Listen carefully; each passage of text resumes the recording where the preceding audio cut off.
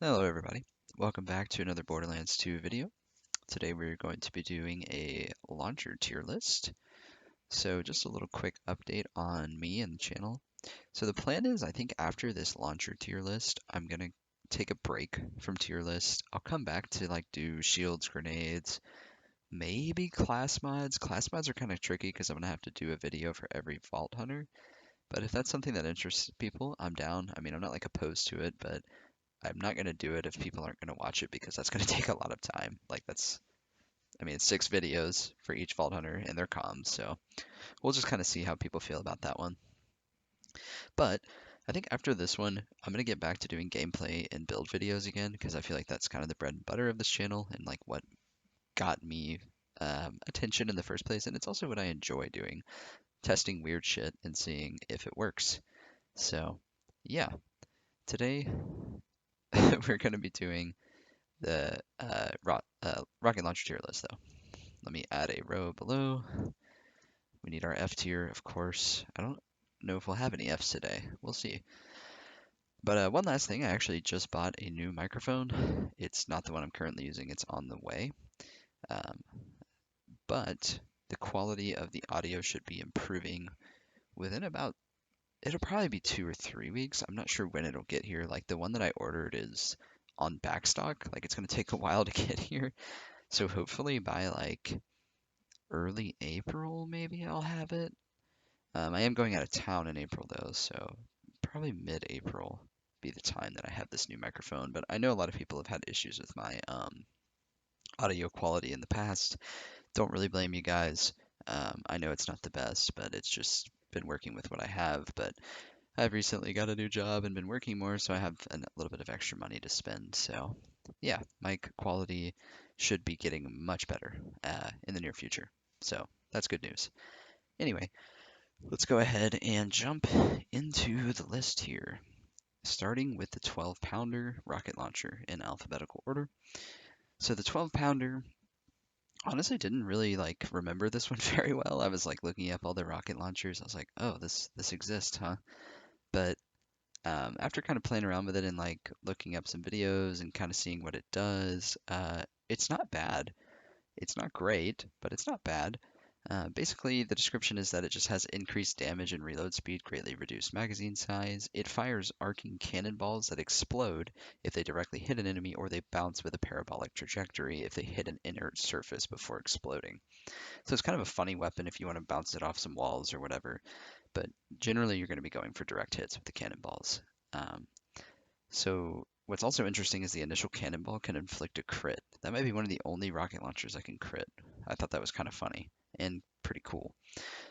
But anyway, the mag size is probably the biggest issue with this weapon. It holds it back more than anything else, really. It's very small. Skills that can buff up the magazine size would definitely help out the 12 pounder. Maybe like a Krieg or maybe Maya, but Maya's not very, like, not particularly good with rocket launchers, so probably Krieg. But anyway, the damage is respectable, and you have ways of mitigating the mag size with certain characters, and it's pretty fun to use, but it's definitely not like amazing. I think for now we'll put it high C tier. Could be low B. I want to like we'll keep going through each rocket launcher, and I'll see how it compares to the others. But now we have the Ahab, however it's pronounced. Which shoots a harpoon-styled projectile that sticks into a target before exploding. The projectile will curve downward steeply, increase damage, reload speed, and capacity, greatly reduced blast radius.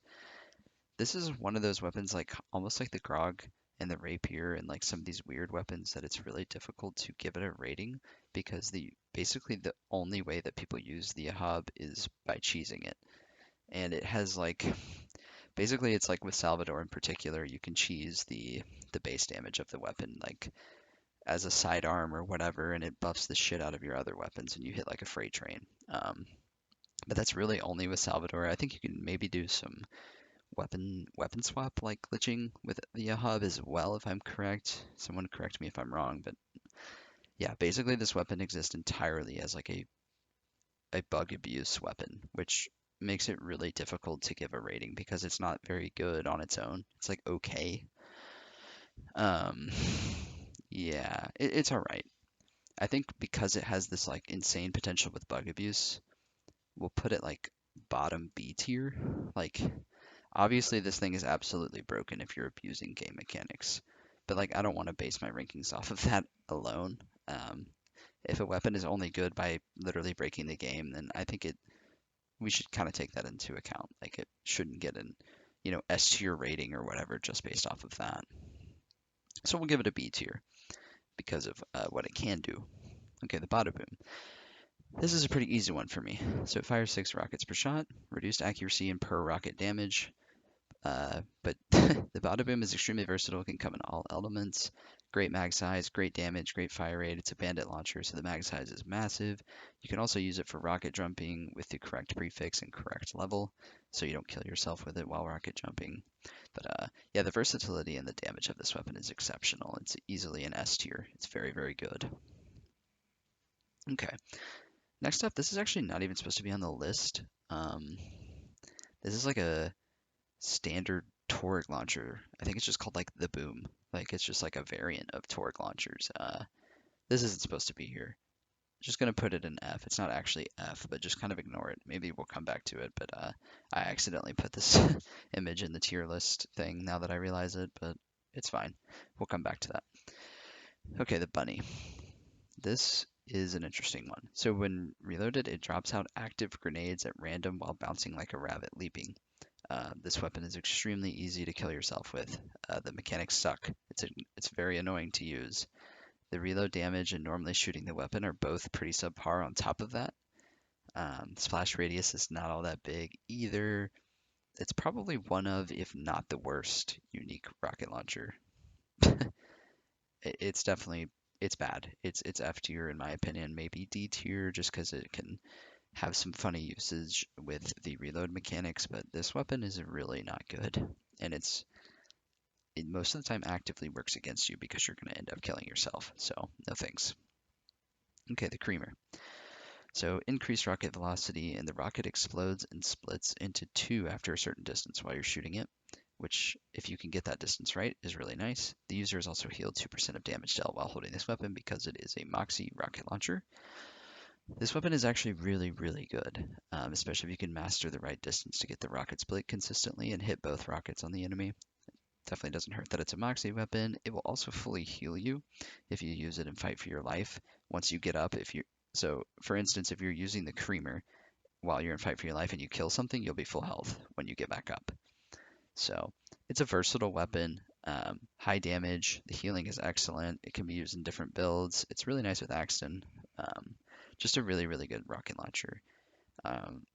It's going to be either very high A or S. We'll see how the other rocket launchers play out. For now, it'll be the top of A tier. This might just jump into S tier, though. We'll see. All right, excuse me. Next, we have the Hive. So the Hive fires a Hive rocket that sticks to the first object it hits. If it doesn't hit anything, it will travel a certain distance before stopping in midair. It will then begin to spin and release small homing corrosive rockets at a rate of 2 rockets per second for 7 seconds. That's how most people use it. You just shoot it in the air and all the rockets will home everything out.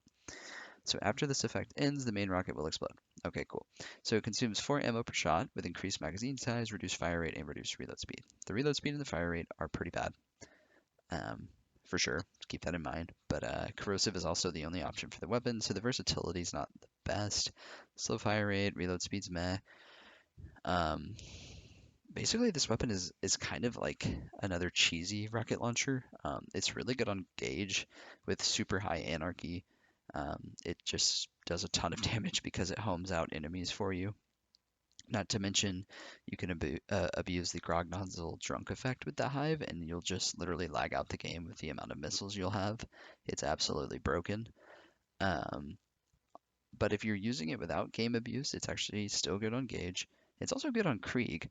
I don't know if not a lot of people know this or use it that way, but I really like the Hive on Krieg. I actually use it in the peak for some of the big bad enemies. I'll get my bloodlust stacks really high, right before a tough engagement and just shoot off every single round of the Hive. And it'll do so much damage and keep me healed as well with Elemental Empathy. It's really nice with Krieg and Gage, but the problem is it's not so nice on other characters because they don't have good synergy with it. So, I don't know. This one's kind of tough to rate. I'd probably put it, I think it will probably put it near the Hive because the vast like majority of players and the effectiveness that comes from this weapon is typically from game abuse. Like that's how a lot of people use it. I don't use a hob either, but both of these a lot of like a big reason their viability is increased is because of the game abuse mechanics. Honestly, the Hive is like pretty underwhelming on other characters other than like Gage and Krieg, in my opinion. But I think the game abuse and the synergy with those two characters gives it a nice boost. Um, I think I'll put the Hive ahead of the Ahab because the Ahab is typically only used with Salvador to abuse mechanics. The Hive can at least be used with other characters to an effective degree. Okay, next we have the Mongol, or at least I think so. Yes, okay. So the Mongol fires a single large rocket that sporadically releases multiple smaller rockets at random angles along its flight path. 2 ammo per shot. It's not very ammo efficient, but it can be a kind of a beast for clearing out a room of like full of baddies. The single target damage is a bit underwhelming. It's really best to pair with some quasars or something to pull things together in a long hallway where all the rockets can just kind of hit everything.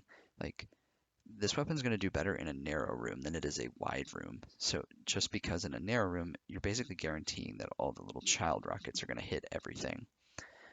Interestingly, it can be a funny slag choice because the main rocket will slag and the rest of the child rockets will be explosive element.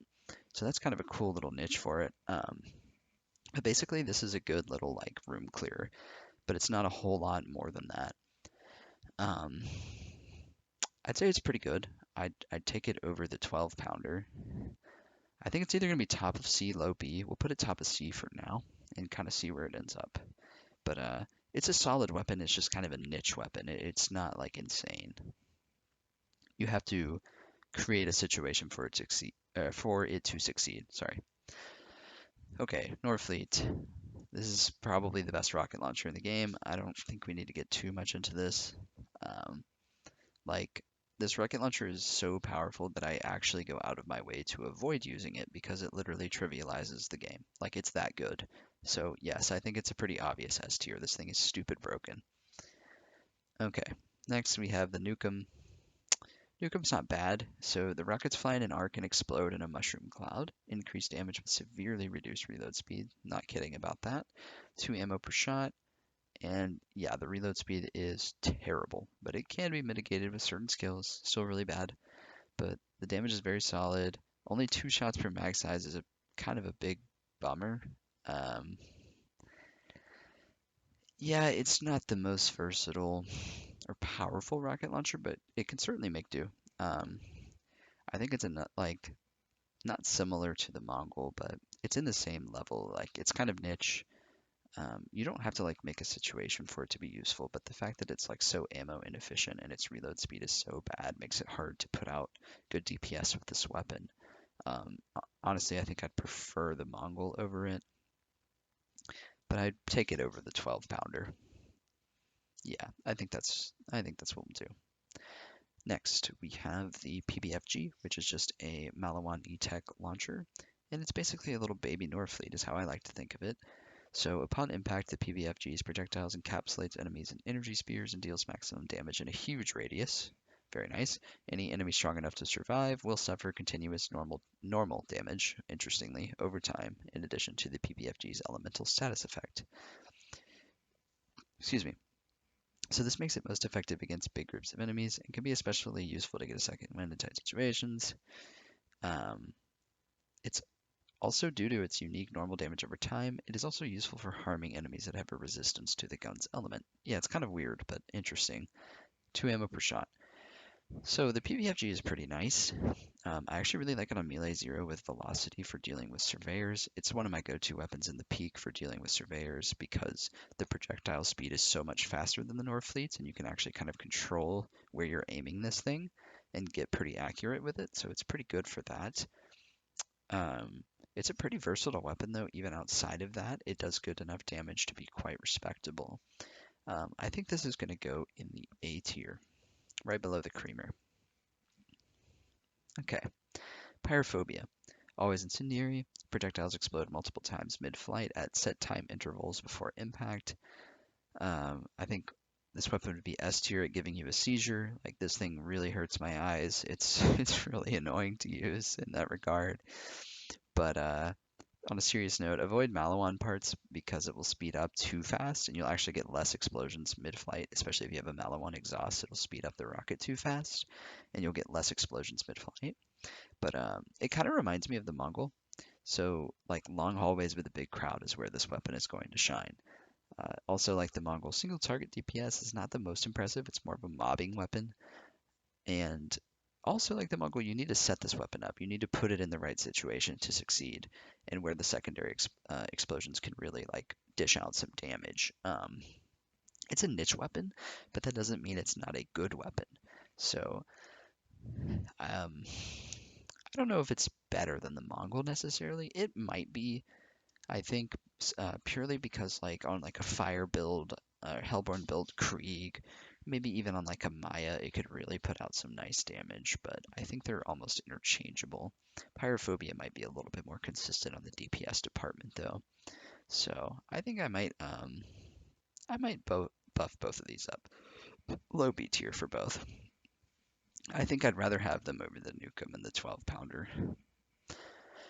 Okay, next we have the Roaster, which is a blue bandit rocket launcher, increased elemental chance, status effect damage, and accuracy, slightly decreased base damage. So it has a huge mag size as a bandit launcher, and it only consumes 1 ammo per shot. Super ammo efficient. Damage is very solid too.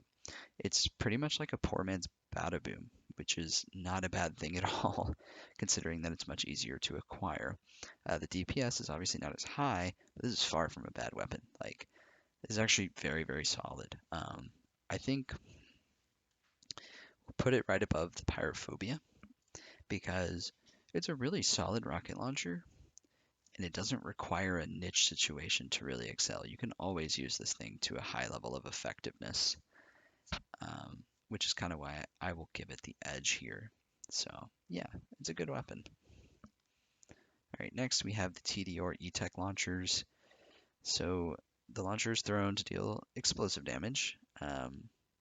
What's interesting about this is that unlike most TDR weapons, the damage is not affected by the amount of rockets left in the magazine. So you guys should definitely look up a Javelin Krieg build if you haven't done that before. It's an okay launcher without the use of this build, but it's pretty funny on Krieg because you can buff up the magazine size to the nth degree, basically just a ridiculous amount. And what will happen is you can shoot this thing once. So let's say you have a 16 size magazine size. You shoot it once, down to 15. You throw it, it won't only consume 1 ammo. It will not consume 15, but it'll do the damage as if you were throwing a 15 magazine size TDR launcher. That's what makes it kind of funny and actually quite powerful. I think it's a bug, but they've never fixed it. So yeah. So it's insanely powerful and ammo efficient, especially with like Accent or Krieg in particular, because you can really buff the mag size up. So it's really not great outside of those two. It's a niche weapon, 100%, but it deserves some love and recognition nonetheless. Um, this one's another tough one to rate because it's just a niche rocket launcher. I think I'll put it the bottom of B, but man, like these three are interchangeable. I'm kind of putting these all together because they're all niche. Um, Actually, you know what? I'm gonna do something a little controversial here and put the roaster in A tier. That might be a little weird, but I think there's a theme developing in the B tier of weapons that are really, really strong in the right scenario and or by abusing game mechanics. And they all kind of feel the same to me. Like they're all really solid, but only on 1 or 2 characters, or you have to abuse game mechanics. Everything in the A tier is good on every character and good in any situation. Compared to the B tier, it's only good on 1 or 2 characters in specific situations. So I think it's fair to separate them. Okay.